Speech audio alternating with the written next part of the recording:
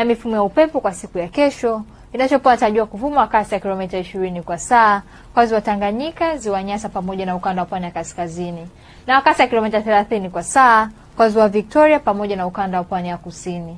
Hivyo hali ya bahari inatarajiwa kuwa na mawimbi madogo mpaka makubwa kiasi. Wakati mifumo ya anga bado inaendelea kuonyesha ongezeko la viashiria vya mvua katika maeneo mengi hapa nchini.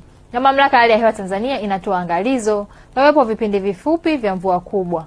Vinatarajiwa katika maeneo machache ya mikoa ya Arusha, Kilimanjaro pamoja na Manyara. Hivyo wakazi wa maeneo hayo hatua stahiki ni vyema kuchukuliwa.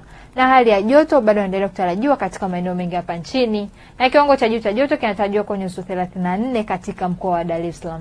Hivyo basi kwa usiku wa leo ni matarajio yetu kuwa maeneo yanayozunguka ziwa Victoria, mikoa ya Arusha, Kilimanjaro pamoja na Manyara, pamoja na maeneo ya ukanda wa pwani ya kaskazini, maeneo haya yanatarajiwa kuwa na hali ya mawingu kiasi, mvua na ngurumo katika maeneo machache.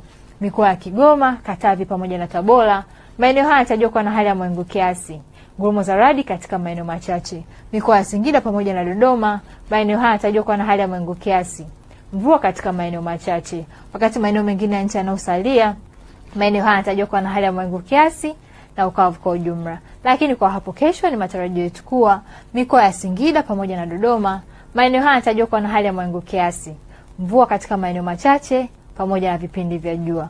Wakati maeneo mengine ya nchi yanayosalia, maeneo haya yanatarajiwa kuwa na hali ya mawingu kiasi, mvua na ngurumo katika maeneo machache pamoja na vipindi vya jua.